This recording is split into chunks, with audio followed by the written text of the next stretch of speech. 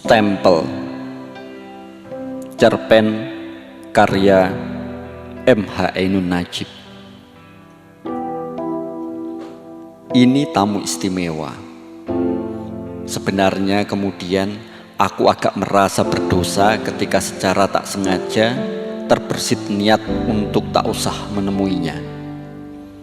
Seorang lelaki muda, berpakaian rapi, map di tangan kanannya berjalan tegak masuk ke halaman rumahku. Hamdan Waliullah. Celaka. Aku tergagap. Tubuh rasa malas dan hampir saja kuputuskan untuk tidak mengacuhkan kehadirannya. Tetapi akhirnya aku takut pada diriku sendiri. Setidaknya kepada kebenaran perasaan yang mendorong keputusan itu. Tidak. Tahu apa aku tentang hal yang di luar diriku? Seperti misalnya perihal Hamdan ini. Sedangkan kepada diriku sendiri, begitu sering aku bingung. Aku masuk kamar.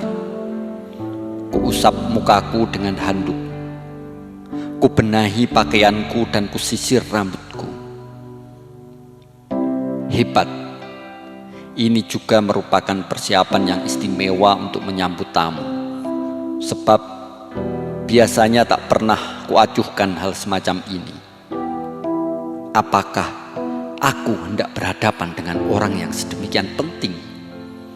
Sedangkan dia ini, Hamdan Waliullah, tidak lebih seorang yang 1-2 tahun terakhir ini, terutama di kalangan teman-temanku, terkenal sebagai sinting. Ia mengetuk pintu. Aku keluar dari kamar sambil berlagak seakan belum tahu siapa yang datang. Ternyata di halaman, menyusul Hamdan, berjalan juga seorang wanita muda. "Halo Mr. Joko." "Halo." Aku mengangkat tangan seperti serdadu. Hamdan menyodorkan tangannya. Kubalas, dan ia menyalamiku dengan amat erat, emosional sambil tersenyum. Ini lebih atau sekurangnya lain dari biasa. "Kenalkan, ini istri saya." Hamdan membimbing tangan perempuan muda itu, dan aku menyambutnya dengan perasaan yang sama sekali asing. Kemudian aku persilahkan mereka duduk. Selanjutnya aku selalu menunjukkan keramahan dan iktikat baik lewat air mukaku. Meskipun jelas dia tidak tahu aku sedang menyesali iktikat tak bersahabatku sewaktu melihatnya masuk halaman rumahku. "Apa kabar Mr. Joko?" "Macam-macam," jawabku. "Apa Mr. Joko ada program yang akan dilaksanakan?" "Program? Bukan program, cuma sedikit keinginan saja." Hamdan tersenyum. "Tapi nanti dulu Mr. Joko. Sudah 3 kali ia memanggilku dengan Mister. Ini lain dengan dulu. Barangkali hanya hobinya yang baru. Tetapi hobi sahabatku Hamdan ini pada perkembangannya sukar kutangkap secara netral seperti sahabat-sahabatku yang lain. Apa-apa yang baru darinya selalu mengkhawatirkanku. Dan sebutannya Mr. Joko berturut-turut itu saja sudah cukup mengawali ketegangan pikiranku dalam menghadapinya. Saya sendiri, Mr. Joko, punya program yang jelas. Saya harus mencapai surga," kata Hamdan. "Ini dia. Soalnya," ia melanjutkan, "dari keduniawian ini saya tidak bisa mengharapkan apa-apa." "Itu jelas," kataku. Sesungguhnya aku mulai panik. Dunia sekarang beramai-ramai menyembah Dajjal. Dajjal, Bung? Ya, teknologi modern adalah Dajjal. Oh, Mr. Joko, saya rasa ia sekata dengan saya. Karena secara individu pada akhirnya adalah sesuatu yang imanen bersama keberadaan alam semesta. Maka ia harus bisa menggapai ke apa-apaan. Lah, program saya sekarang ini ialah melaksanakan keapa-apaan itu. Memberi arti kepada hidup maksud Bung. Ya, begitu. Memang kebahagiaan hidup dan lain sebagainya itu sebenarnya hanya terletak pada arti yang bisa kita berikan.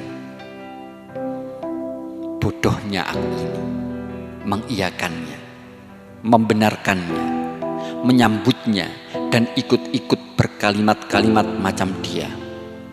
Padahal kemudian aku akan pening mendengarkan uraiannya yang panjang lebar dan dengan istilah-istilah yang menakutkan. Sementara mataku mesti terus melotot dan seakan antusias. Sengaja saya datang kemari karena Mr. Joko termasuk di antara beberapa orang saja yang berada di alam yang sama dengan saya. Dengan demikian, bisa saya ajak ngomong soal program saya. Soalnya begini, Mr. Joko, tidak banyak orang yang bisa menerima kebenaran program saya ini. Saya kemarin bertengkar di kantor kecamatan dengan pegawai-pegawai.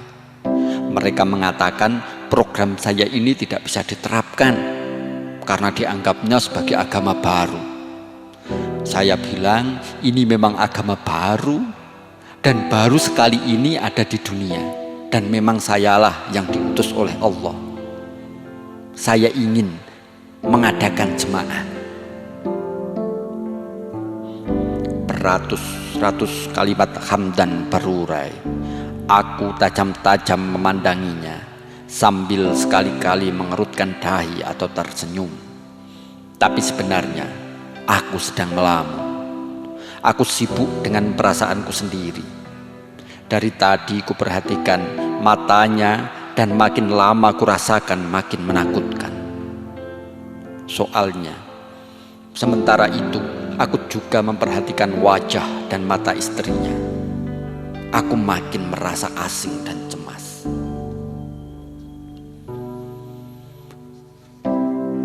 Dulu, Hamdan ini hanya ku kenal sebagai anak muda yang suntuk dengan pandangan-pandangan filsafat. Ia bukan kawan akrabku. Aku cuma kenal biasa-biasa saja.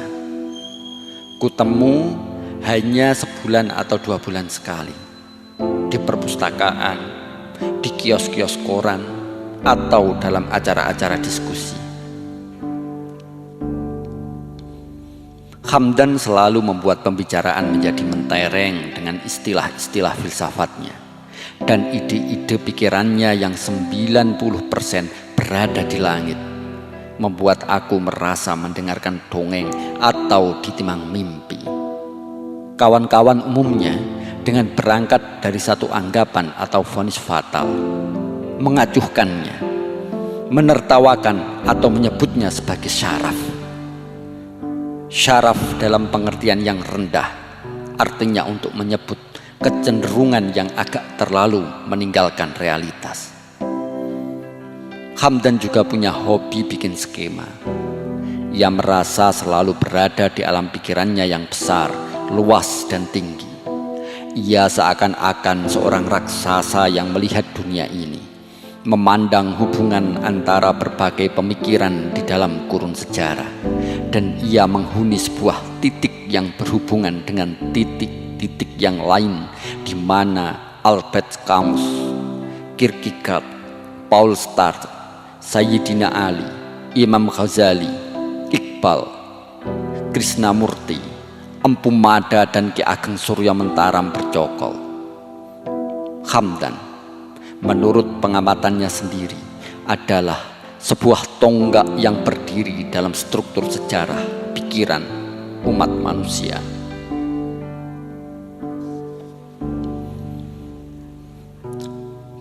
Beberapa bulan tak ketemu, tiba-tiba ada kabar tentang perkembangannya. Kawan-kawan menyebutnya syaraf, tidak dalam pengertian khusus, melainkan dalam makna yang sebenarnya.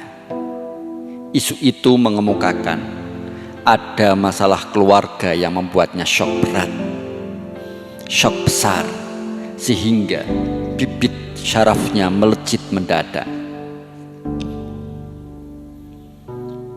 Kabarnya ia lalu bertingkah laku lebih aneh lagi. Suka pidato di tengah alun-alun larut malam, dan suka mengirimkan tulisan ke redaksi-redaksi koran dengan isi yang membingungkan. Aku sendiri sesungguhnya tidak cukup punya keberanian untuk punya kesan dan kesimpulan yang sama dengan isu itu. Minimal, aku tak cukup berani untuk terlalu gampang menyimpulkan manusia. Aku sadar, paling sedikit Hamdan memang sedang berada di alam tertentu yang mungkin terbangun dari proses pemikirannya yang berbeda dengan alam normal. Namun, toh aku sendiri masih bingung, apa benar ada garis batas yang jelas antara alam normal dan tak normal? Sebutan normal pun berlaku hanya bagi satu alam pikiran tertentu yang menyebut dirinya normal. Barangkali benar seseorang berperilaku tak normal, tetapi untuk mengukur apakah seseorang sudah gila, tidak cukup berangkat dari situ. Misalnya, kalau seseorang merasa sendirian dalam keyakinan pikiran dan lingkungan, sama sekali tidak bisa melihatnya sebagai kebenaran, maka apa salah orang ini lantas berpidato kepada daun-daun, angin dan langit? Apa salahnya juga seseorang membunuh dirinya dengan maksud agar langsung ketemu Tuhan, tempat satu-satunya untuk mengadukan keyakinannya? Aku juga tidak bisa membenarkan mungkin Hamdan ini gagal mempertahankan keseimbangan kesadarannya akan ide dengan kenyataan lingkungan, atau ia tak berhasil menjembatani jarak teramat jauh antara impian dengan kenyataan kerja yang mampu ia buat. Dengan demikian, ia kehilangan bahasa kehadiran ke lingkungannya, dan ia terlepas dari susunan dan irama sekelilingnya. Misalnya, kalau suatu hari ia akan jadi rujak, maka filsafatnya simpan dulu di rak mejanya, supaya ia tidak disimpulkan orang sebagai syaraf. Dan masyarakat memang memiliki kekejaman yang amat cukup untuk gampang menyebut seseorang sebagai sinting. Aku pun ternyata terseret. Buktinya, aku ketakutan setengah mati memandang Hamdan, sekaligus memandang istrinya. Apakah istrinya ini juga sinting? Aku melihat Hamdan, sebuah dunia sendiri, dan aku memandang istrinya, sebuah dunia tersendiri juga yang berbeda. Sedangkan mereka bersatu. Apa maksudnya yang telah terjadi? Mudah-mudahan mereka tak mencurigaiku yang menatap mereka dengan sorot mata begini. Segala-galanya yang kupandang serba terasa lain, tersendiri. Jemaah Waliullah, itu nama jemaah saya. Umat manusia perlu ditolong dari lukanya. Sayang, hanya beberapa gelintir saja dari mereka yang sadar bahwa dirinya perlu ditolong. Tapi saya tidak putus asa. 38 tahun Nabi Yunus berjuang, tetapi hanya 2 orang pengikutnya. Zaman serba modern, sekarang tantangan-tantangan lebih besar. Aku Aku menatap matanya. Sesuatu berdesir dalam perasaanku.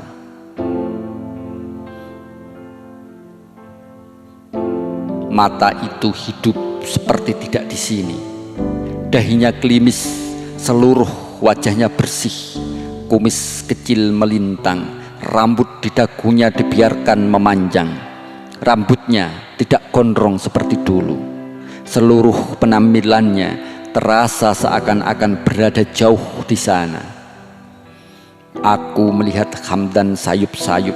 Terkadang terasa aku pun terbang, ikut melayang-layang, tapi kemudian terjerembab di tanah. Aku memandang istrinya yang pendiam. Ia adalah makhluk normal dari lingkungan dunia ini. Tiba-tiba aku mengamati mimiknya, melihat garis pandangannya, tingkah lakunya. Tidak ada yang aneh. Ia kelihatan tulus, istri yang beriman. Aku melihat rambutnya disisir rapi, bubur di wajahnya, olesan warna merah di kedua bibirnya. Aku melihat pakaiannya, caranya berpakaian. Semuanya wajar dan tidak menunjukkan ada cuatan-cuatan. Tapi begitu aku merasakan kesatuan perempuan ini dengan Hamdan, pandanganku jadi bergoyang-goyang. Apa yang sebenarnya aku hadapi? Minimal aku takut pada tuduhan final semua kawan-kawanku bahwa ia sinting. Seorang lelaki sinting mempersunting seorang wanita, hidup bersama dan tidak mencerminkan adanya ketidaksatuan.